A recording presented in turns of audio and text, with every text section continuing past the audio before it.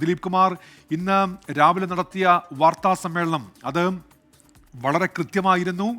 എങ്ങനെയായിരുന്നു ആക്രമണം എന്നത് വിശദീകരിക്കുക മാത്രമല്ല, എന്തുകൊണ്ട് ഈ ആക്രമണം എന്നുകൂടി വിദേശകാര്യ സെക്രട്ടറി വിശദമാക്കുകയുണ്ടായി. കൃത്യമായി തന്നെ പഹൽഗാമിൽ പാക് പങ്ക് തെളിഞ്ഞു. ആരാണ് ഈ ആക്രമണത്തിന് പിന്നിൽ? അങ്ങനെ എല്ലാ കാര്യങ്ങളും ലോകത്തോടുകൂടി വിശദീകരിച്ചുകൊണ്ടാണല്ലോ ഈ വാർത്താ സമ്മേളനം അടക്കം നടന്നത്. ദിലീപ് കുമാർ.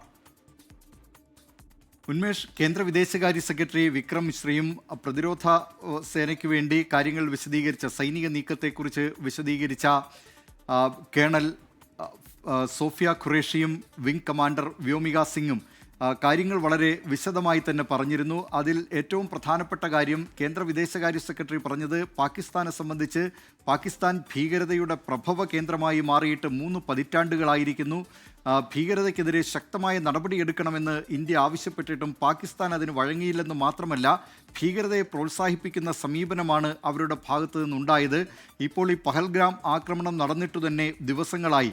പക്ഷേ ഭീകരർക്കെതിരെ യാതൊരു നടപടിയും എടുക്കാൻ പാകിസ്ഥാൻ തയ്യാറായില്ല. അതുകൊണ്ട് തന്നെ അതിന് ഈ ഭീകരർക്കെതിരായ നടപടിയിലൂടെ മറുപടി നൽകുക എന്നതാണ് ഇന്ത്യയുടെ തീരുമാനം. ആ തീരുമാനമാണ് നടപ്പാക്കിയത് എന്നാണ് കേന്ദ്ര വിദേശകാര്യ സെക്രട്ടറി വിക്രം മിശ്രി പറഞ്ഞത്. പാകിസ്ഥാനെ സംബന്ധിച്ച് പൊതുവെ ആഭ്യന്തര സംഘർഷങ്ങളിൽ ഉഴലുന്ന രാജ്യമാണ് പാകിസ്ഥാൻ. അവിടെ ബലൂചിസ്ഥാൻ മേഖലയിലുള്ളവരുടെ പ്രതിഷേധമുണ്ട്.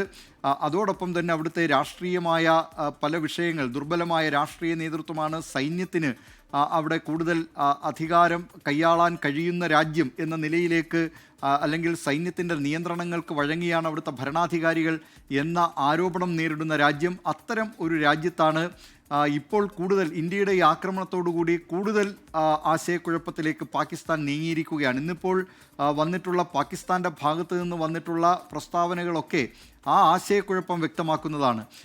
ആദ്യം പാകിസ്ഥാൻ അവകാശപ്പെട്ടിരുന്നത് ഇന്ത്യയുടെ വിമാനങ്ങൾ 5 വിമാനങ്ങൾ വെടിവെച്ചിട്ടു എന്നായിരുന്നു.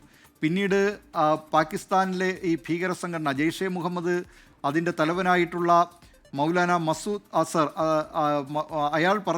അയാളൊരു പ്രസ്താവനയിൽ പറഞ്ഞത് തൻ്റെ കുടുംബത്തിലെ 10 പേർ കൊല്ലപ്പെട്ടു എന്ന കാര്യമാണ്. അങ്ങനെ ആ നിലയിലുള്ള പ്രസ്താവന നിൽക്കുമ്പോൾ തന്നെ അല്പം മുമ്പ് പാകിസ്ഥാൻ്റെ പ്രതിരോധ വക്താവ് പറഞ്ഞത് ഒരു വിമാനവും ഇവിടെ നിന്ന് അതിർത്തി കടന്ന് അങ്ങോട്ടേക്ക് പാകിസ്ഥാനിലേക്ക് പോയിട്ടില്ല, പാകിസ്ഥാനിൽ നിന്നൊരു വിമാനവും ഇന്ത്യൻ അതിർത്തി കടന്നിട്ടുമില്ല.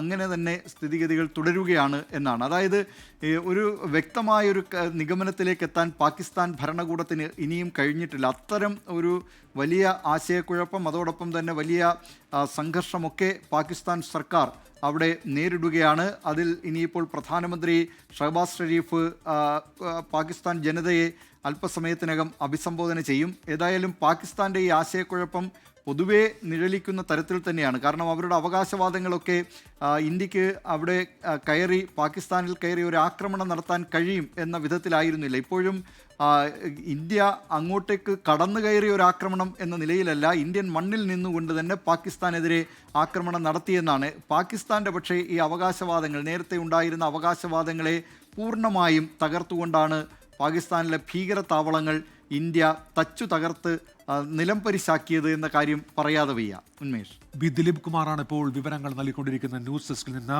ഇപ്പോൾ മുഖ്യമന്ത്രിയുടെ പ്രസ്താവന കൂടി വരുന്നുണ്ട്. തീവ്രവാദത്തിനെതിരായി കേന്ദ്ര സർക്കാരും പ്രതിരോധ സേനകളും സ്വീകരിക്കുന്ന നടപടികൾക്ക് പൂർണ്ണ പിന്തുണ എന്ന മുഖ്യമന്ത്രി പിണറായി വിജയന്റെ പ്രസ്താവന. ഇന്ത്യൻ പൗരന്മാർ എന്ന നിലയിൽ രാജ്യത്തിന്റെ ഐക്യവും അഖണ്ഡതയും സംരക്ഷിക്കാൻ എല്ലാവർക്കും ഒരുമിച്ച് നിൽക്കാം എന്നാണ് അദ്ദേഹത്തിന്റെ പ്രസ്താവന ഇപ്പോൾ വരുന്നത്. ഇപ്പോൾ ശ്രീനാഥ് ചന്ദ്രൻ മറ്റ് ചില വിവരങ്ങൾ കൂടി അറിയിക്കുന്നുണ്ട്. പാകിസ്ഥാന്റെ നാഷണൽ സെക്യൂരിറ്റി കൗൺസിൽ യോഗ തീരുമാനങ്ങൾ കൂടി ഇപ്പോൾ ശ്രീനാഥ് ചന്ദ്രൻ റിപ്പോർട്ട് ചെയ്യുന്നുണ്ട്. ഇന്ത്യൻ സേന നടത്തുന്ന ആക്രമണത്തിന് മറുപടി നൽകാൻ സൈന്യത്തിന് അധികാരം നൽകിയിരിക്കുന്നു. തിരിച്ചടിയുടെ രീതി, സമയം, ലക്ഷ്യം എന്നിവ സൈന്യത്തിന് തീരുമാനിക്കാം. ഇന്ത്യൻ സൈന്യം നടത്തിയത് ആക്ട് ഓഫ് വാർ എന്ന രീതിയിലാണ് പാകിസ്ഥാൻ നാഷണൽ സെക്യൂരിറ്റി കൗൺസിൽ കാര്യങ്ങളെ കാണുന്നത്. ഇന്ത്യ ആക്രമണം നടത്തിയത് ഭാവനാത്മക ഭീകര താവളങ്ങൾ എന്നതാണ് പാകിസ്ഥാന്റെ വാദം. ആക്രമണത്തിൽ ലക്ഷ്യം ഇന്ത്യയെ നയിക്കുന്നവരുടെ രാഷ്ട്രീയ ലക്ഷ്യമാണ് എന്ന രീതിയിൽ ഇപ്പോൾ പാകിസ്ഥാൻ നാഷണൽ സെക്യൂരിറ്റി കൗൺസിലിന്റെ സൈന്യത്തിന്റെ യോഗ തീരുമാനങ്ങൾ വരുന്നു. അതായത് ഒരാക്രമണത്തിന് പാകിസ്ഥാൻ മുതിർന്നേക്കും എന്ന തരത്തിൽ വായിച്ചെടുക്കേണ്ടി വരും. അതിനായുള്ള അധികാരം സൈന്യത്തിന് ഇപ്പോൾ കൈമാറിക്കഴിഞ്ഞിരിക്കുന്നു. അവർക്ക് തീരുമാനിക്കാം എങ്ങനെ വേണം ഈ ആക്രമണം, ഏത് രീതിയിൽ തിരിച്ചടിക്കണം, എപ്പോഴാകണം ഈ ആക്രമണം എന്നിങ്ങനെയുള്ള കാര്യങ്ങൾ സൈന്യത്തിന് തീരുമാനിക്കാം എന്നുള്ള തരത്തിലാണ് ഇപ്പോൾ റിപ്പോർട്ടുകൾ വരുന്നത്. ഭീകര താവളങ്ങളാണ് ആക്രമിച്ച് തകർത്തത് എന്ന് ഇന്ത്യ വ്യക്തമാക്കുന്നുണ്ട്.